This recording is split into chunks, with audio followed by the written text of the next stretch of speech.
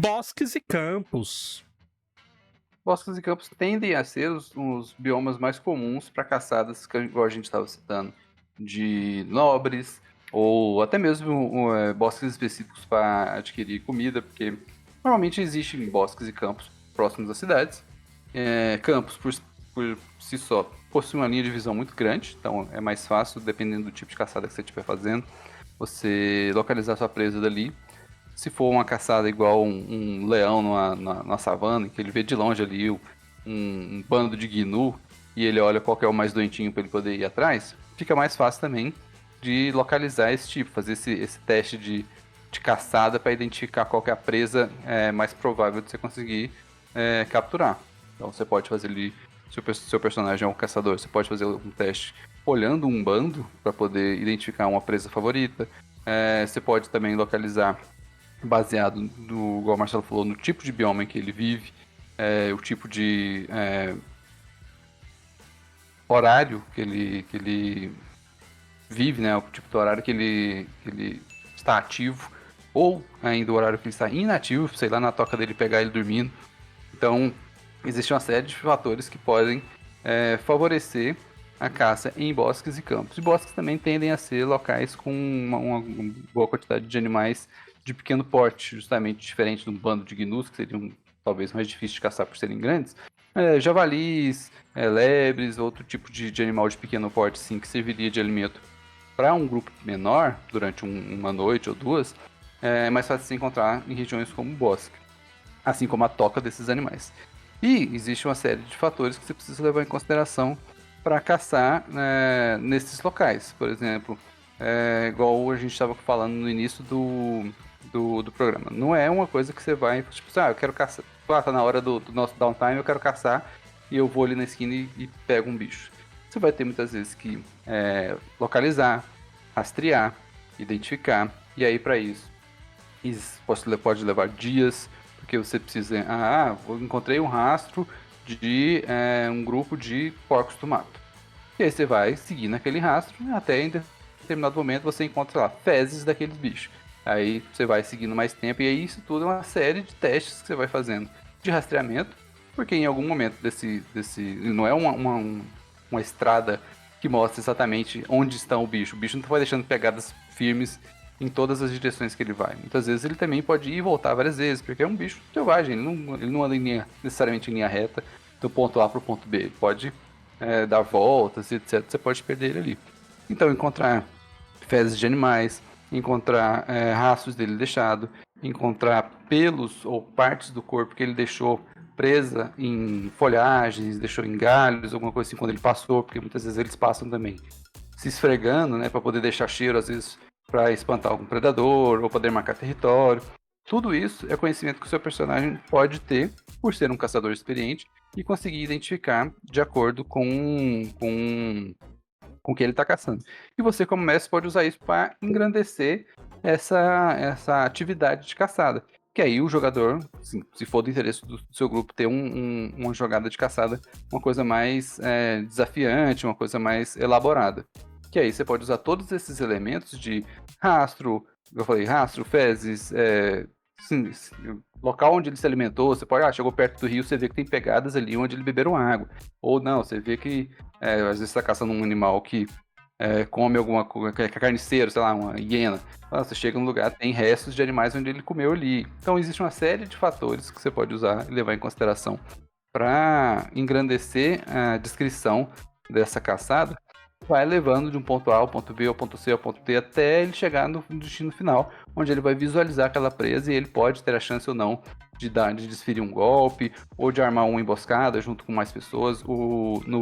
Novamente, voltando aqui no Forbidden Lands, quando o Marcelo caçava, existia a opção de uma outra pessoa ir junto para ajudar na caçada. Então o teste do Marcelo tinha um bônus, porque outra pessoa estava acompanhando. Então às vezes essa pessoa pode ser um visualizador, né? Tipo, o Marcelo tá caçando, mas a pessoa tá ali olhando ao redor, num lado onde o Marcelo não está olhando. Ou ainda, o Marcelo está indo para algum lugar com uma lança e a outra pessoa vai cercando a presa, forçando ela em direção ao Marcelo.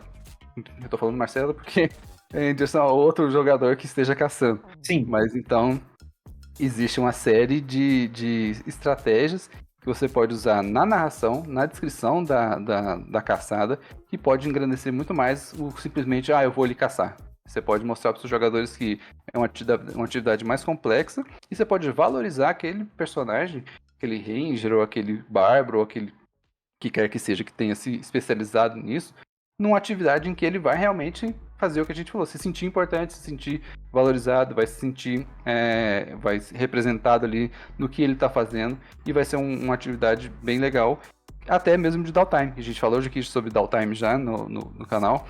Pode ser uma atividade de downtime que eles estão fazendo entre uma aventura e outra, ou num período de viagem. Então, é uma série de fatores que você pode levar em consideração aí para melhorar essa experiência de caçada dos seus jogadores. Eu lembrei de uma aventura que no Eras, que eu narro. Personagem jovem adulto, ele não é de primeiro nível. O cara que já tem 20 anos nas costas, ele tem que ter 3 níveis no mínimo, ou 4. Porque já viveu muito, ele sabe se defender pelo menos. E os jogadores começaram com o personagem de nível 1, querendo escapar de casa para viver alguma aventura. O pai de um deles era nobre, ficou aquele negócio, eu quero escapar. Eles fizeram um mega plano para pegar as coisas e caçar no bosque, que era o bosque do pai dele, que era nobre, né? Então vamos lá caçar. Só que o pai dele descobriu e pegou eles no pulo, indo embora. Falou, então vocês querem caçar? Então nós vamos caçar, vamos passar uns dias fora. E aí eles foram todo mundo caçar, e tá naquele negócio, ele ensinando, por causa disso, é aquilo, você tem que olhar assim, você tem que se proteger, montar acampamento é assim, se acende fogueira é assim, pra explicar as perícias deles que eles tinham pagado, né? Aí tem uma hora lá que ele leva pra procurar, eles estavam querendo caçar um cervo. Aí rola o teste aí de percepção. Aí todos os 3 falharam miseravelmente, tiram 1 e 2, 3, todo mundo. Aí o adulto que tá lá, né, o pai do personagem, fala assim, tá vendo esse aqui, ó, esse aqui é um monte de esterco, ó. Aí ele pega e põe a mão assim de esterco, mexe, e fala assim, ó, tá vendo a textura aqui, ó? Sente o cheiro. Aí põe no nariz do menino pra cheirar. Põe na boca, sente o gosto. Aí, né, não, sente aí, põe aí, pá. Aí ele dá aquela, né, mexe nojinho. Eu falo, tá vendo? Isso aí é cervo, esterco de cervo jovem. É uma fêmea, com a pelagem toda bege, claro. Aí eu, nossa, mas você tá definindo isso tudo só pelo esterco do bicho? Ele não, tá ali, ó. Aí ele mostra, o bicho tava lá, que eles não falharam, eles falharam no teste de percepção. Lembrou isso aí, que é o troço tá na cara deles e eles não sabem. É lógico, você pode chegar num ponto em que o cara, pelo esterco, saber sobre o bicho. Mas ali pra eles foi muito engraçado. Eu achei que você ia fazer uma versão. Eu achei que você ia fazer uma versão daquela piada do Zezé de Camargo lá, do dedo no cu do. Não, eu não gosto do Zezé. Não, eu também não, mas a piada é boa. Nem de dedo no cu. Mas novamente, ninguém tá jogando. Essa história, eu acho legal, o bosque, né? O bosque e campos em geral, eles são o bioma de caçada por excelência, né? Porque quando você passa para pensar nos outros, todos eles criam dificuldades, todos eles botam empecilhos de outras maneiras, especialmente quando você tá pensando em, tipo, humanos, humanoides, ou no caso da RPG, os personagens fazerem essa caçada. Você caçar no deserto é um negócio complicado, é um processo diferente. As criaturas de deserto que são predadoras são adaptadas para aquilo. É o filho da puta do escorpião lá que fica escondido debaixo da terra, os bichos, a porra da cobra camuflada lá que parece areia. Então, assim, se os seus personagens não tem como fazer algo parecido, eles vão ficar numa situação mais complicada. E isso vale para todos os ambientes. Você caçar em montanha é o típico lugar que você vai ter que ser bom de flecha e bom de armadilha. Porque boa sorte em correr atrás de um bode montanhês daqueles lá que escala a porra da parede a 90 graus e você não consegue correr da mesma velocidade que ele, você vai cair. Você consegue se mover a 90 graus para baixo. Exatamente. E move rápido, inclusive, se for o caso. Então, assim, esse é o típico caso, o típico bioma em que as pessoas vão caçar, tanto voltando ao Enua, que a gente acha que vai voltar muitas vezes hoje. Eu falava pro Luiz, a gente achou a beira de rio, eu falei, o meu personagem nunca mais quer sair daqui. Porque era tão chato ter que ficar caçando água e fonte de comida. Ah, mas tem mosquito. Não tem problema. A gente aprende a lidar com mosquito. Uma hora a gente descobre que passar banha de porco aqui no corpo, o mosquito fica perto, mas não pica. Tá ótimo, já dá pra dormir já. E aí é isso, por quê? Porque você tem essa profusão, essa diversidade, é derivado justamente de um ambiente extremamente propício à vida.